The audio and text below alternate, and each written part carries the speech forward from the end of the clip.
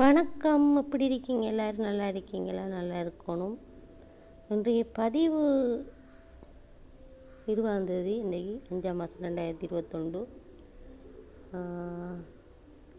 காலங்கள் அழிக்கப்பட்டாலும் வரலாறு அழிக்கப்படாது. இன்றைய சிந்தனை என்னென்னு சொன்னால், இந்த வேலையை யாராக இருந்தாலும் திரும்பி செய்ய வேணாம்ன்றது தான் என்னுடைய அபிப்பிராயம். என்றால் யார் சரி படித்தவங்க செய்யக்கூடாத ஒரு விஷயம்ன்றது தான் என்னுடைய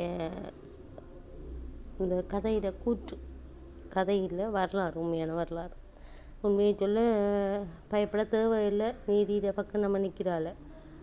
மட்டக்களப்பு நூலகம் ஒரு அழகான நூலகம். 2 பக்கம் பார்த்தா சரஸ்வதி அப்படிலாம் இருக்கக்குள்ள பார்க்க மகிழ்வாக இருக்குது. இப்படி ஒரு எவ்வளோ பேர் உழைப்பு கஷ்டம் எல்லாம் இருக்கும். எல்லாருக்குமே எல்லாம் தெரியும். நம்ம அதை விசேஷமாக சொல்ல தேவையில்லை.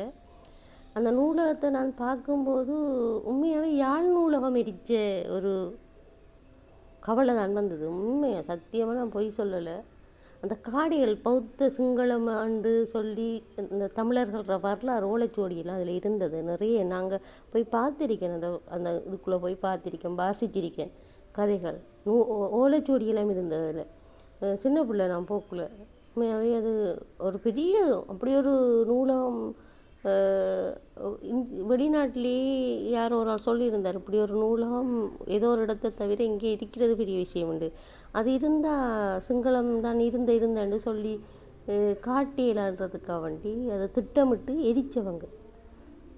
அந்த நூலகத்தை பார்க்கும்போது படித்தவன் செய்ய மாட்டான். அதை செய்தவன் யாரோ அவனுக்கு அந்த பாவம் கண்டிப்பாக அது எரிஞ்ச மாதிரி அவனோட குடும்பங்களும் எரியும் என்றது தான்.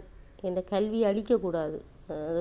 அது கண்டிப்பாக அந்த சாபம் பரம்பரையாக கிடைக்கும். அந்த நூலகத்தை எரிச்ச ஞாபகம் தான் என்னுடைய மனசில் இருக்குது. அது இப்போ செய்துட்டாங்கன்னாலும் அது ஒரு புத்தகத்துலேயும் ஈழத்தில் இருக்கிற அந்த பெரியார்களை கூட அந்த பேப்பர் மாடலில் வெட்டி இருந்தவங்க. அது மோனூரில் என்னோடய பதிவில் இருந்தது. அப்போ ஒரு கல்வி என்றது எவ்வளோ பொக்கிஷம்ன்றதை ஒரு உணர்வு பூர்வமாக புரிஞ்சிருந்ததை பற்ற வச்சிருக்க மாட்டான். எந்த ஒரு மனுஷத்தன்மையாக இருந்தவன் இவனும் அதை செஞ்சிருக்க மாட்டான். ஒரு கல்வியை பெறுறதுக்கு எவ்வளோ கஷ்டப்படுவோம்ன்றதை ஒரு தெரிஞ்சவன் அதை புரிஞ்சவன் செய்திருக்க மாட்டான். அப்படி செஞ்சிருந்தான்டா அவன் படித்தவனா, அவன் எதுக்காக செஞ்சான், அவன் என்ன நிலையில் செஞ்சான்றதை உங்கள்கிட்ட நான் அதை ஒரு கேள்வியாக விடுறேன். உண்மையாக அந்த நூலகத்தை பார்க்கும்போது சொல்கிறதுக்கு வார்த்தை இல்லை. அந்த நூலகம் அப்படி வடிவாகவும் இருந்தது, அழகாகவும் இருந்தது. ஆனால் அந்த நூலகத்தை பார்க்கும்போது, நாங்கள் போகும்போது யாழ் நூலகம் எரிச்ச அந்த வடுக்கள், அந்த சாம்பல்கள், தீக்காயங்கள், அந்த புத்தகங்கள் இருந்த இடங்கள், அதுகள் தான் எங்களுக்கு ஞாபகம் வரும். அது வரலாறாக இப்படி ஒரு தமிழ் யாழ்ப்பாணத்தில் ஒரு யாழ் நூலகம் பற்ற வச்ச தெரியுமா என்று தான் இருக்கும். செய்யக்குள்ளே தெரியாது, செய்த பிறகு தான் தெரியும் அந்த வரலாறு சொல்லக்குள்ள. நம்ம இப்படி செஞ்சிருக்கோம், ஆக்களுக்கு தெரிய வந்துட்டு. எந்த ஒரு கள்ளனும் களவெடுத்தா ஏதோ ஒன்று கடையம் பிடித்து போவான்.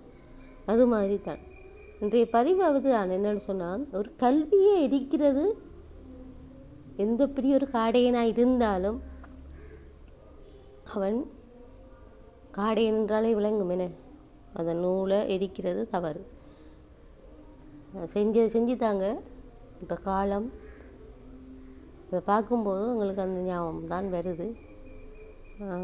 இதையும் ஒன்றுக்கு மேலே ஒன்று பொய் சொல்லலாம், அடக்கலாம், எல்லாம் ஒடுக்கலாம். ஒன்றுக்கு பின்னால் ஒன்று விருட்சமாக விளைஞ்சி வருமன்றதை ஒருவரும் சிந்திச்சிங்கன்னா சரியாக செயலாட்டினீங்கன்னா சரி. நன்றி, வணக்கம். தமிழண்ட ஒவ்வொரு உயிர் மூச்சு இருக்கும் வரைக்கும் தமிழை அழிக்கவும் மேலாது, ஒன்றும் செய்ய முடியாது. சிந்தித்து செயல்படுங்க. அந்த யாழ் நூலகம் எனக்கு நூலகம் பார்க்கும்போது யாழ் நூலகம் எரித்தது தான் என் கண்ணுக்கு தெரியுது. தவறாக நினைக்க வேணாம், உண்மையை தவறாக நினைக்க வேணாம். மனசில் இருக்கிற ஆதங்கத்தை என்னுடைய வெளிப்பாடை நான் சொல்லியிருக்கிறேன், அவ்வளவுதான். உண்மையாகவே அதை யாரும் இனிமேல் செய்ய வேணாம்ன்றது தான் என்னுடைய கருத்து.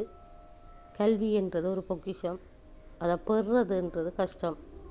இப்படியான பொக்கிஷமான இடங்களை பற்ற வைக்கிறது அதெல்லாம் நல்ல குணம் இல்லை. நன்றி, வணக்கம். ஈழத்து கவிமுரசு வாணி செல்வராஜா. ஈழத்திலிருந்து யாதும் ஊர் அம்மையார் சிவமங்கையர். நன்றி.